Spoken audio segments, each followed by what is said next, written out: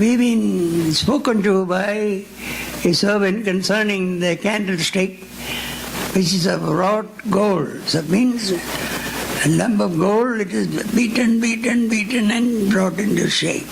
ఇప్పుడు ఇక్కడ దాని యొక్క దాసుని ద్వారా మనకు ఈ యొక్క దీపస్తంభముల గురించి చెప్పబడతా ఉంటుంది. ఈ యొక్క దీపస్తంభము బంగారం ద్వారా చేయబడింది. ఈ యొక్క బంగారం ఎటువంటి మొట్టమొదటిగా చూస్తుంటే ఈ యొక్క బంగారం ఒక బంగారు ముద్ద.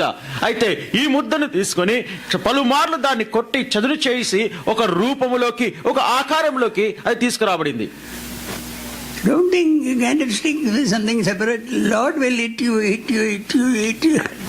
to shape you as a candlestick for his dwelling place. కాబట్టి ఒక దీపస్తంభము అంటే ఇంకా ఏదో అని వింతైన విషయం అనుకోవద్దండి. కానీ ప్రభు వారు నిన్ను కొట్టి కొట్టి కొట్టి ఆయన యొక్క రూపములోకి ఆయన యొక్క నివాసస్థలములోకి నిన్ను తీసుకువస్తాడు. So God is concerned. The candlestick may give light in the holy place for priestly ministry.